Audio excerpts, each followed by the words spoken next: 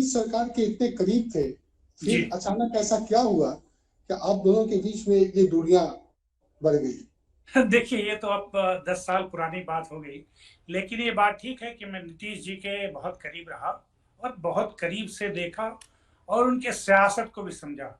मैं समझता हूँ कि कुछ लोग सियासत में ऐसे जैसे मैं हूँ कि अगर बात सच हो तो मुंह पे कह देते हैं, जिसका भुगतान मुझे भुगतना पड़ा, और सियासत में इससे परहेज करना चाहिए जो मेरे आदतों में नहीं है।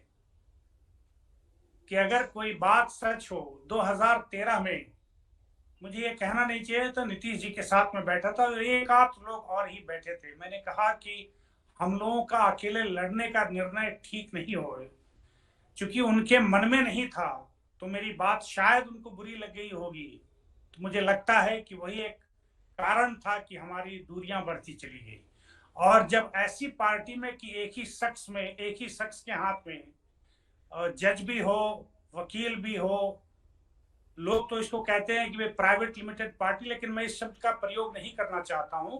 लेकिन जो पॉलिटिकल पार्टी जिसके एक ही हाथ में सत्ता जब चाहे किसी को बाहर कर दे और जिसको चाहे अंदर कर दे, उसके अंदर गुण हो या अवगुण हो, तो ऐसे पार्टी में अगर उस शख्स के रूबरू बैठकर उसके मिजाज के खिलाफ बात कर दी जाए तो दूरी बनना लाजमी है, और यही मेन वजह थी। साबिर भाई, दूरी इतनी बढ़ गई है कि आपने घोषणा कर दी कि उनके गृह क्षेत्र से ही अपना चुनाव अभियान शुरू करेंगे ये लोकसभा तो का। देखिए सियासत है, और मैं जिस समाज से आता हूं, मैं मानता हूं, आप देख लें, मेरे 10 साल हो गए भारतीय जनता पार्टी में। मैं ये मानता हूं कि सियासत में जिसकी जो काम करने की दायित्व हो उसको ईमानदारी से निर्वहन करे, और मैं इस पर यकीन भी करता हूं।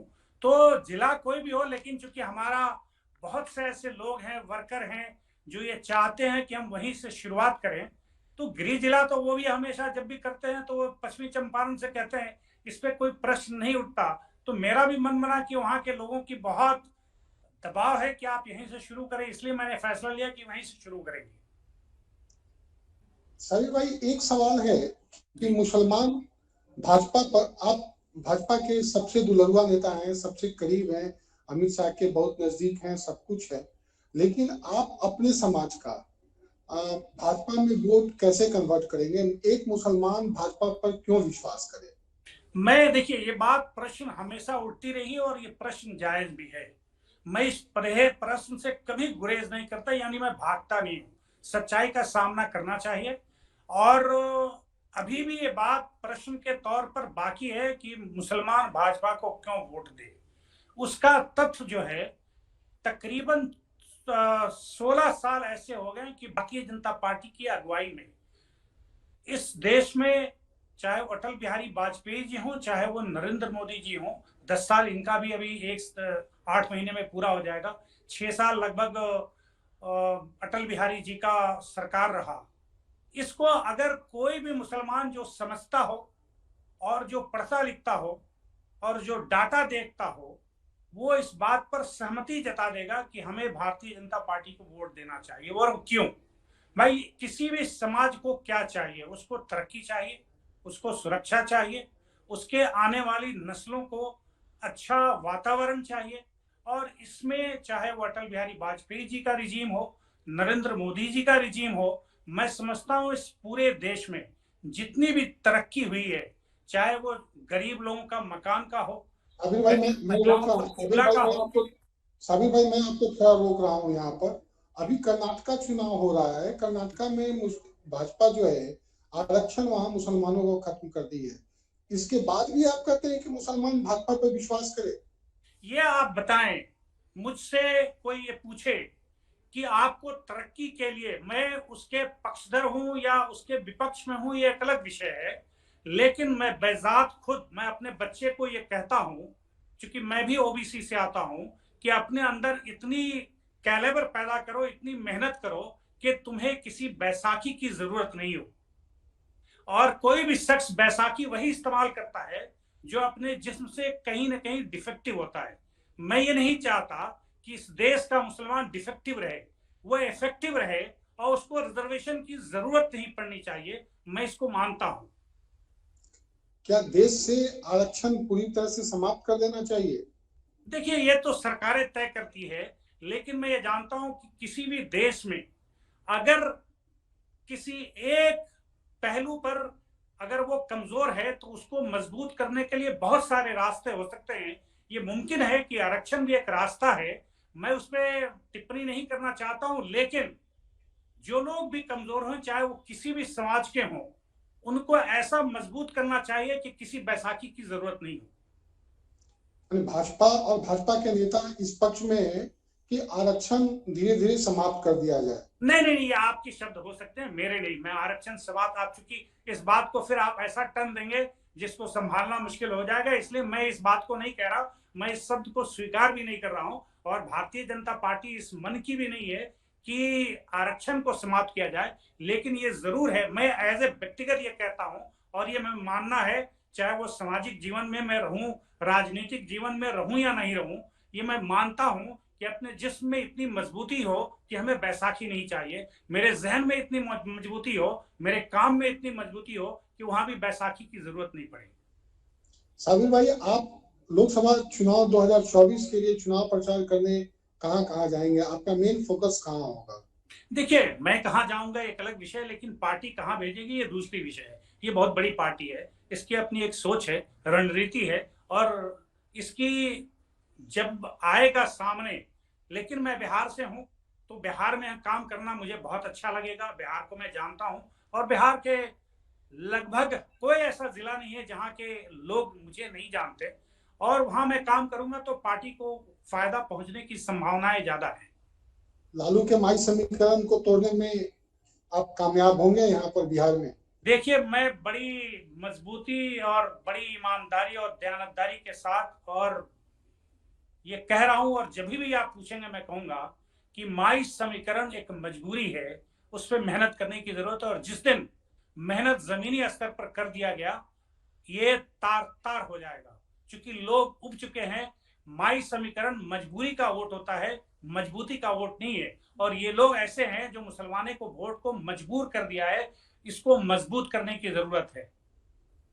नीतीश कुमार लगातार तीसरा मोर्चा बनाने का एक प्रयास कर रहे हैं भाजपा के खिलाफ। तीसरा मोर्चा नहीं, विपक्ष को एकजुट करने का प्रयास कर रहे हैं। आप इसको किस नजर से देखते हैं?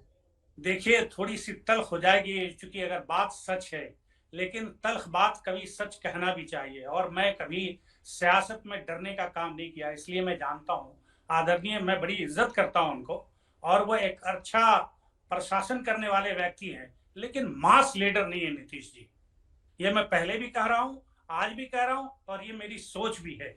लेकिन साथ ही साथ नीतीश कुमार जी को 2013 से, ये उनके शब्द हैं, मेरे नहीं, कि मैं तो कैबिनेट मंत्री रह गया, मैं तो चीफ मिनिस्टर रह गया, अब राजनीति में मेरे लिए क्या है। तो मैं समझता हूं कि नीतीश कुमार जी 2013 से उनके मन में है, और मन में सियासत में रहने के बाद ये कोई बुरी बात नहीं है, मन में सबके आना चाहिए। और जो इतना लंबा राजनीति किया हो, उनके मन में है, तो इसमें कोई बुराई नहीं है। लेकिन ये बात सच है, उनके मन में है कि एक बार इस देश का प्रधानमंत्री बन जाए। वो प्रयास कर रहे हैं, लेकिन सफलता दिखाई नहीं दे रही है। तो उन्होंने तो पहले ही कहा कि मैं अब कह रहे हैं कि मैं प्रधानमंत्री पद का दावेदार नहीं हूँ। मैं गवाह हूं, उन्होंने मेरे सामने, ये वो कभी नहीं बोलते। बहुत नीतीश जी बहुत सुलझे हुए, अगर सुलझे हुए नहीं होते तो चंद प्रतिशत वोट पर 17 साल कोई राज नहीं कर सकता है। ये आप भी जानते हैं और मैं भी जानता हूं। मैं प्रतिशत नहीं बताऊंगा, लेकिन 5% से भी कम वोट हो और 17 साल मुख्यमंत्री रहे, वो आदमी की सोच की तो कम से कम दाद तो देनी ही चाहिए। मैं भी दे रहा हूं। शबीर भाई, ये बताइए कि साबिर भाई की बिहार में वैसे भी अपना जमीन तलाश रहे हैं, आप उसको कितना चुनौती मानती है? ऐसे कहा जाता है कि ओवैसी भाजपा की ही बी टीम है। देखिए, राजनीति में जब कहीं किसी को नुकसान होता है तो इल्जाम लगाई जाती है, और दूसरी पार्टियां ओवैसी पे इल्जाम लगाएं, ये उनका अपना विषय है। लेकिन मैं ओवैसी को भारतीय जनता पार्टी के लिए किसी भी प्रदेश में कोई चुनौती नहीं मानता। और ओवैसी साहब को मैं बहुत जानता हूं, बहुत करीब से।